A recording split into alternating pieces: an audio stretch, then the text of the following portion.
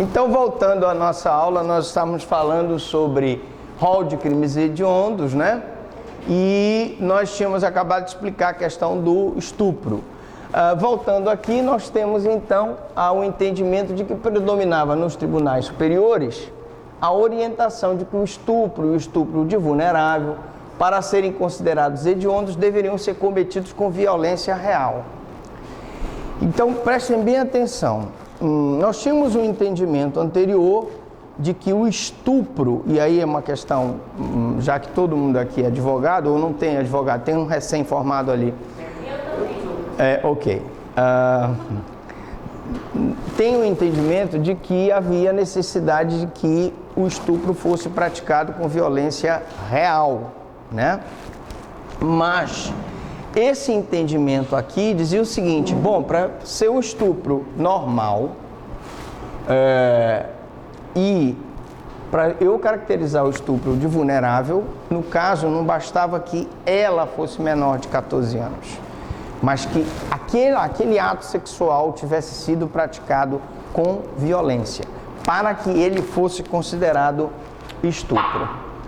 Mas o pleno do STF julgou o habeas corpus por maioria de votos e mudou essa orientação, decidindo que o crime de estupro é hediondo, ainda que dele não resulte lesão corporal grave ou morte. Então, prestem bem atenção. A orientação hoje que nós temos é de que o estupro de vulnerável não necessita de violência ou grave ameaça. Isso me remete a um caso que nós tivemos lá na promotoria de um casal. Eles eram casados há muitos anos, donos inclusive de um restaurante, e eles se separaram. E ela, então, por conta dessa separação, ficou deprimida, começou a tomar antidepressivos, né, ansiolíticos, e por conta disso ela sentia muito sono. E numa das vezes ele estava dormindo no quarto da filha e ela dormindo no quarto dela, e ele se aproveitou que ela estava sob efeito de antidepressivos e foi lá e manteve relação sexual com ela, né? Ela estava adormecida, ele foi lá e manteve relação sexual. Muito bem. A irmã dela, quando foi dar o banho nela no outro dia, porque ela estava realmente naquela depressão profunda, constatou que ela estava suja de esperma. E aí fez uma ocorrência. Quem foi, quem não foi? Claro, tinha sido E ele não nega que ele tenha mantido relação sexual com ela. O que ele diz foi que ele manteve a relação sexual sem violência.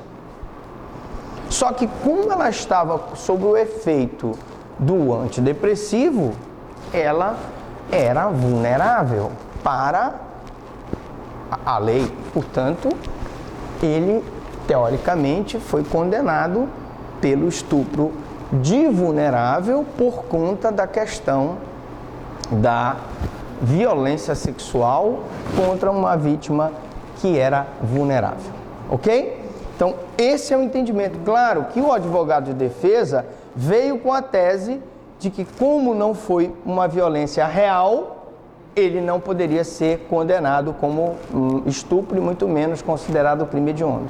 Mas o juiz do caso considerou que ele tinha sim praticado estupro de vulnerável e, portanto, era hediondo. Oi. Em mesma situação, um homem que estivesse sob efeito de álcool, drogas ou outra situação, ele também poderia ser enquadrado dessa forma como estupro de vulnerável? Se um homem mantém relação com a... Ele é a parte passiva na história. Sim. Mesma situação. Hoje, um homem sob o efeito de álcool, cujo namorado, parceiro ou qualquer pessoa mantenha relação sexual com ele, aproveitando-se dessa situação, ele também vai praticar o estupro de vulnerável, sim. Mas a questão é a seguinte: como isso é entendido hoje nos tribunais? Porque vamos ao caso concreto. Big Brother, Dois estavam bêbados, dois estavam em situação de vulnerabilidade, e os dois mantiveram relações sexuais. O homem foi acusado de estupro, porque, segundo pessoas que estavam fora, não foi nem denúncia da suposta vítima, ele aproveitou-se da situação de vulnerabilidade dela, mas os dois estavam sob efeito dela. Os dois estavam sob efeito de vulnerabilidade. Ele foi colocado como agressor. Sim, mas mesmo que ele esteja sob efeito de vulnerabilidade, se ele mantém relação sexual com uma vítima vulnerável, ele é enquadrado estupro de vulnerável. Não tem como. Porque o que interessa é que a pessoa que sofreu a lesão ao bem jurídico esteja numa daquelas situações de vulnerabilidade. Basta que ele seja menor de 14, alienado ao débil mental e sobre algum efeito de alguma substância incapaz de dar... Eu vou te dar um exemplo. Qualquer homem embriagado que mantém relações sexuais com uma mulher e depois vem a denunciá-la por estupro, ela também pode ser condenada pelo crime de estupro. Mas espera aí. Em tese, vamos lá, ele estava bêbado, situação de vulnerabilidade, embriagado. Mas a situação de vulnerabilidade... Ela aproveitou-se da situação. Mas lá no Big Brother, algo que deu a entender é que a mulher estava desmaiada de bêbada. Ela não estava... Se ela estava desmaiada de bêbada e ele, no Big Brother, foi lá e manteve relação com ela, estupro de vulnerável. Olha, eu tive uma situação alguns anos atrás,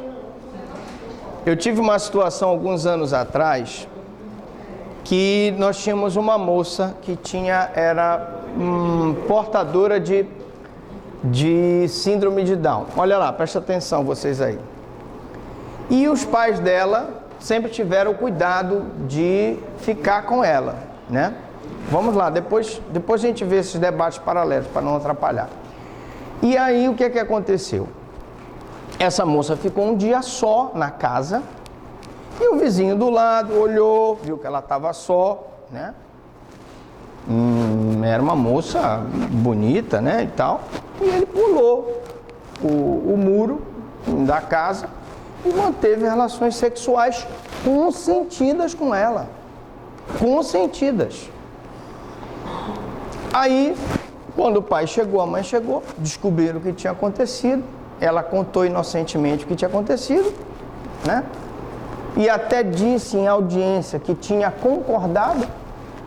Mas a pergunta é, como ela era portadora de doença mental, não tinha condições de querer e entender, eu não posso levar em consideração que ela concordou para não tipificar o crime. E foi tipificado o estupro de vulnerável por ela ser portadora de doença mental, mesmo ela tendo concordado.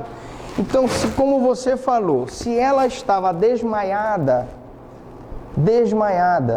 e o cidadão, eu não me lembro bem porque eu não assisto Big Brother, mas se o cidadão manteve relação com ela, estupro de vulnerável, ponto.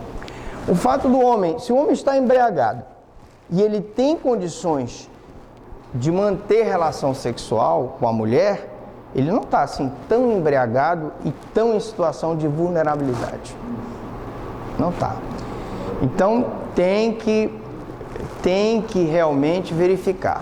A vítima, seja ela mulher ou homem, está em situação de vulnerabilidade? Se ela estiver, estupro de vulnerável. Bom, epidemia com resultado morte. Nós nunca tivemos aqui, não do meu conhecimento, uma situação de epidemia com resultado morte. O que nós tivemos no Brasil, não sei se vocês sabem, foi uma situação da lavoura de cacau, que dizem que os concorrentes da lavoura de cacau da Bahia, eles espalharam um vírus lá que acometeu o cacau com uma cepa que destruiu as plantações de cacau.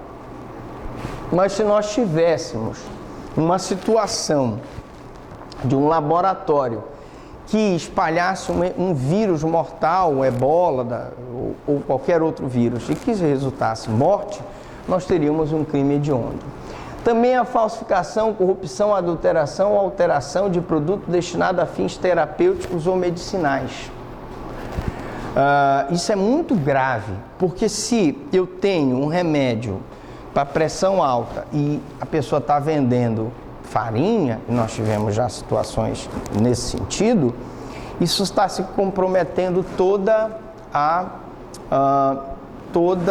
a população, porque aquele remédio é adulterado. Isso pode gerar consequências graves, inclusive morte das pessoas. E por isso a falsificação, corrupção e adulteração de produtos destinados a fins terapêuticos, ela também é crime hediondo.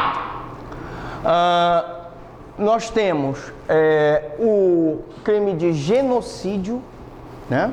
Também nós não tivemos ainda, pelo menos no atualidade, um crime de genocídio. Nós tivemos no passado.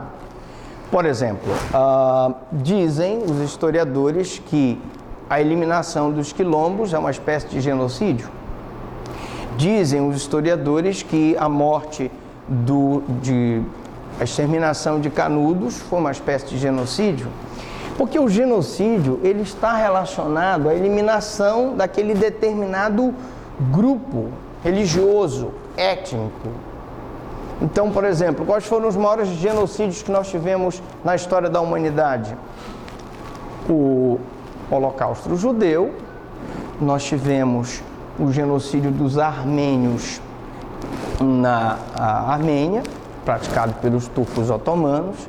Nós tivemos o genocídio dos curdos na Guerra do Iraque, mas aqui no Brasil nós não temos genocídio. Imagine que um louco resolva, então, agora pegar e formar um grupo para praticar um genocídio contra pessoas do Norte ou do Nordeste, que aí sim eu teria a eliminação desse grupo de pessoas como característica do genocídio, que não, felizmente, ainda não aconteceu. Mas se acontecer, ele é considerado crime hediondo.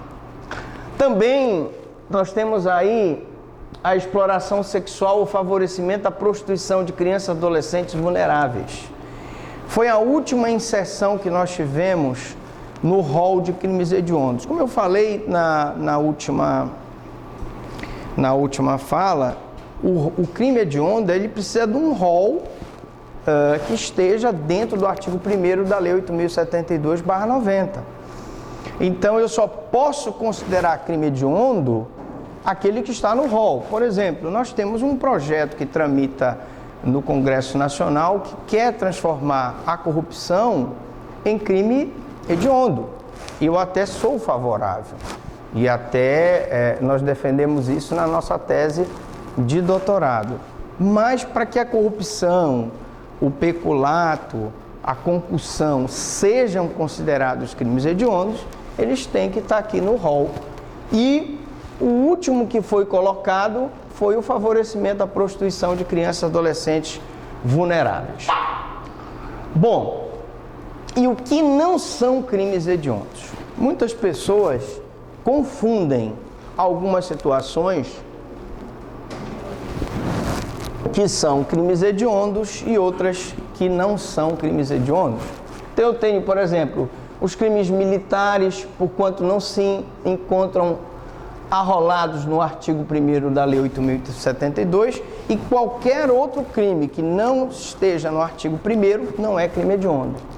Os crimes, o homicídio privilegiado qualificado. Veja que o que eu falei, se o homicídio for qualificado, ele é crime hediondo, mas se ele não for qualificado, ele só pode ser hediondo se ele for praticado em atividade de extermínio. Beleza.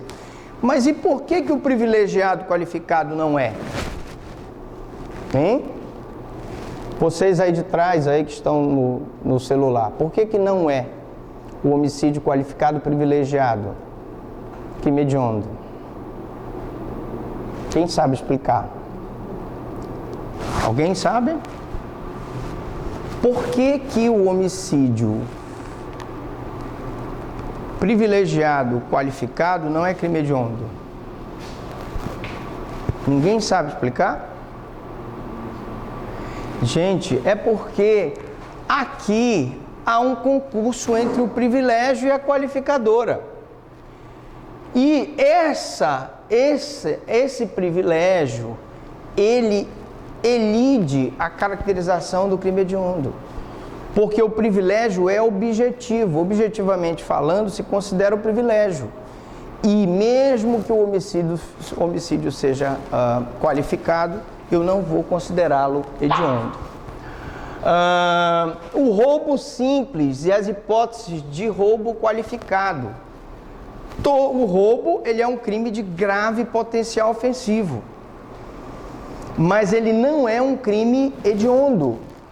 Porque para ele ser hediondo, só se do roubo advier a morte. Portanto, o roubo simples, o roubo qualificado não são crimes hediondos, salvo se vier o evento morte. A extorsão simples e a extorsão qualificada só podem ser crimes hediondos se tiver o resultado morte. Não é crime hediondo a extorsão que provoca a lesão corporal. Porque a lei, como eu disse, o rol é taxativo. Ele só diz extorsão com resultado morte, roubo com resultado morte, que é o latrocínio. Tá bom? Outra questão, o envenenamento de água potável, substância alimentícia, com resultado morte. Não é crime hediondo. Poderia, já que a epidemia com resultado morte é hediondo, você pode dizer assim, bom, mas pelo princípio da proporcionalidade, professor Franklin, daria para ser caracterizado o crime hediondo. Muito bem. Mas só que para isso eu teria que ter o envenenamento de água potável no rol dos crimes hediondos. E como ele não está no rol, não é crime hediondo. Crimes hediondos assemelhados estão previstos na Constituição Federal. Vamos lá. Quais são os crimes que não são hediondos, mas são assemelhados aos hediondos? São os 3 T's, né? Terrorismo, tráfico e tortura. Então, os crimes que são assemelhados aos hediondos, porque não estão no rol, mas eles são considerados assemelhados e por isso tem aquelas mesmas consequências danosas, são os 3 T's: terrorismo, tráfico e tortura. Bom, em primeiro lugar, havia uma controvérsia em relação à existência do tipo penal de terrorismo. Nós tínhamos uma posição que sustentava que o terrorismo estava previsto no artigo 20 da Lei 7.170/83, para quem não sabem, é a Lei de Segurança Nacional, e o Alberto Silva Franco sustentava que não existia o tipo penal definido de crime de terrorismo. Contudo, com o advento da nova legislação, que criou outro tipo penal melhor explicando o terrorismo, hoje, ação de grupos armados que visa o uso de explosivos, atividades subversivas, sequestro de pessoas, ele dá várias condutas que são consideradas terrorismo. E por isso, então, o terrorismo é hoje um crime hediondo. Tortura. Nós vamos ter uma aula específica sobre tortura.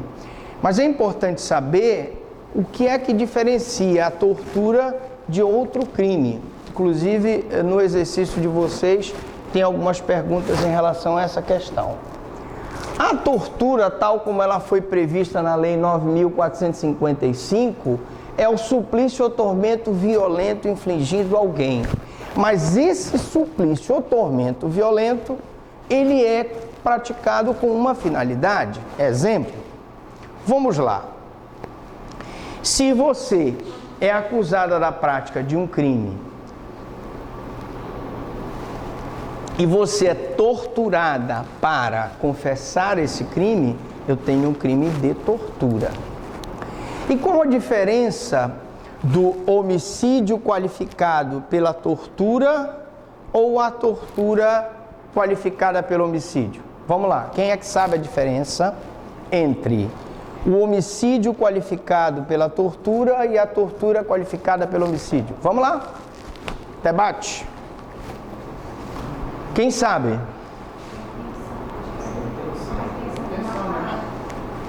Se ele tem a intenção de matar e ele mata mediante tortura, é o homicídio qualificado pela tortura. Se a intenção dele é torturar o preso, para o preso confessar, e ele coloca o preso naquele, como é que chama aquele negócio? Vou perguntar para o delegado. Hein? Que coloca na água assim, na piscina? Não, eu não sei, tem algum nome especial? Ou no pau de arara, que é aquele choque. E aí o cara, nessa tortura, eu não estou dizendo que a polícia está praticando, só estou dando um exemplo. Se ela coloca o cara, né, no saco plástico, pronto, um saco plástico, ou um balde com água, tchum, bora, confessa, tchum, tchum, confessa, e ele morre, qual é o objetivo da polícia?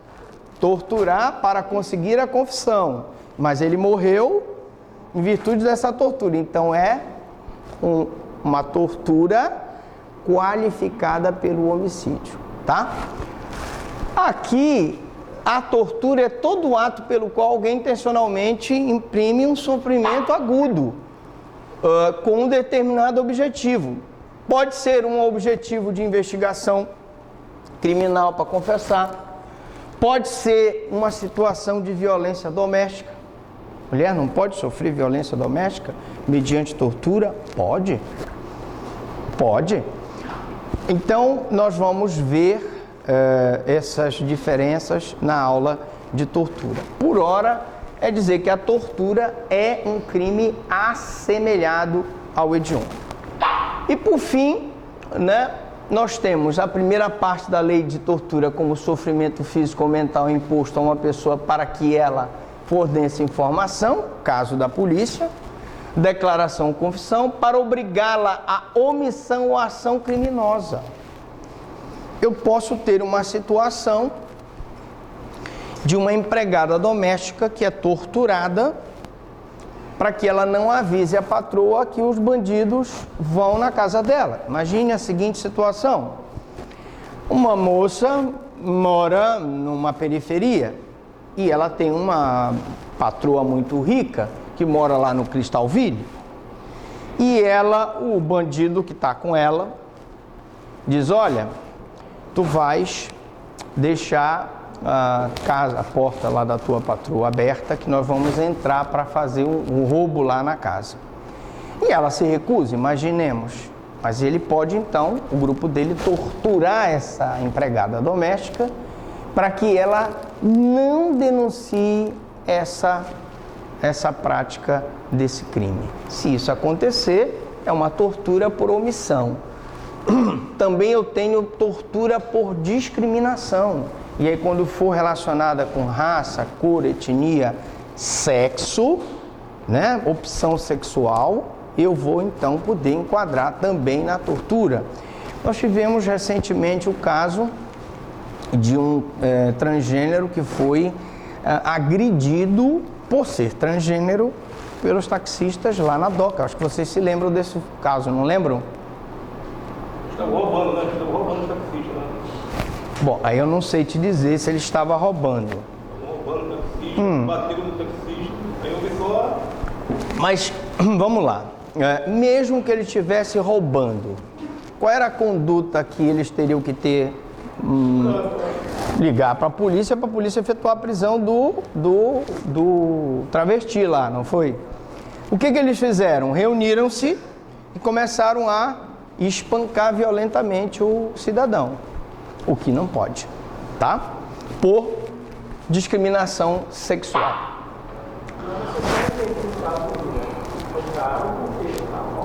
Segundo a informação que eu tive, espancaram ele porque ele era travesti. Agora, se as versões são... Ele já está me dizendo que o rapaz estava roubando lá, essa versão eu não tinha até aqui, a presente momento. Tá? Bom, alguma pergunta? Uma tortura psicológica? Uma tortura... Psicológica. O que ela difere de outros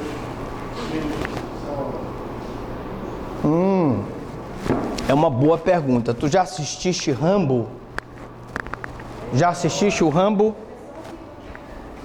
Olha só, a tortura, apesar da gente imaginar que é só uma tortura que impõe algum sofrimento físico, eu posso ter uma tortura psicológica. Por exemplo, no Rambo tem algumas cenas lá que mostram como os vietnamitas eles torturavam os soldados americanos. Como? Tu deixa o cara sem água, tu deixa o cara privado do sono. Vocês viram aquela cena que o Rambo entra assim numa fossazinha e sai cheio de, como é que chama? Aquele sanguessuga. Rambo 2. Né? No Rambo 2. Excelente aquele filme. Eu assisti aquele filme. Pô, bicho, quando eu fui assistir, são 2 filmes que eu assisti que tinha bastante gente. O Rambo 2 e o Super-Homem, ainda era no Palácio, que hoje já não é mais.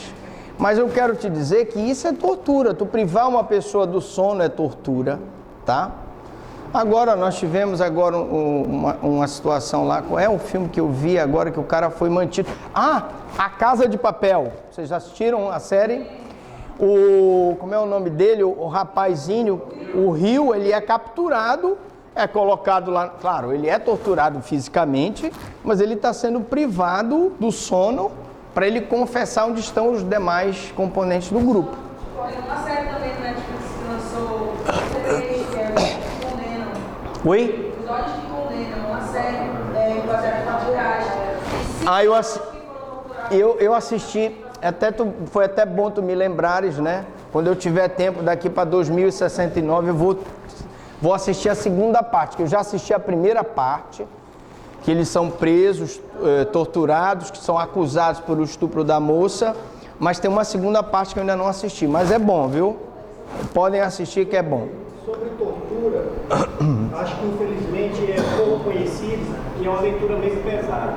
Mas um excelente exemplo é o livro Os que Bebem como os Cães, de Assis Brasil. Se passa na parte do regime militar. Os que Bebem com os Cães, de Assis Brasil, falando sobre a tortura, sim.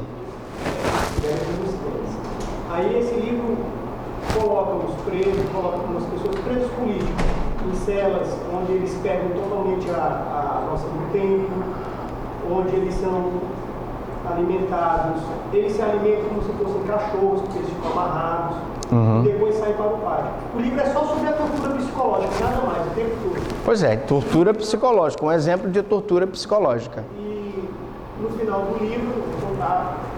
Não vai dar o spoiler. Tá bem. Mas enfim, vamos prosseguir então. Tráfico ilícito de drogas, tá?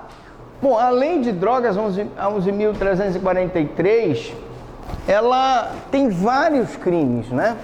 Mas só são assemelhados aos hediondos o 33, o 34 e o 35. O crime de associação para fins de tráfico de entorpecente é delito autônomo, não sendo equiparado para efeito de crime hediondo. Isso é importante, porque não só se você vai fazer um concurso público ou se você vai fazer uma defesa, o juiz não pode enquadrar, por exemplo, a associação para o tráfico como crime assemelhado ao hediondo, porque ele não é. Outra questão, não são assemelhados aos hediondos as condutas definidas no artigo 38, que é a conduta do médico prescrever ou ministrar culposamente. Você sabe que tem médico que prescreve substância entorpecente de forma culposa. A conduta de adquirir, guardar ou trazer consigo, que o Supremo vai votar agora em novembro, não sei a data, mas a possibilidade que essa conduta ela já foi descarcerizada e agora o objetivo é despenalizar essa conduta. Eu, particularmente, como promotor de justiça, sou contra, mas a gente pode aqui até fazer um debate sobre essa questão. Se você é a favor ou se você é contra a liberação do uso da droga. Os que são a favor argumentam que, primeiramente, o cidadão tem o direito de livre escolha sobre o que ele vai usar para ele. Beleza, ótimo, perfeito. Só tem um detalhe, esse problema da droga, ele é um problema, na verdade, um problema econômico.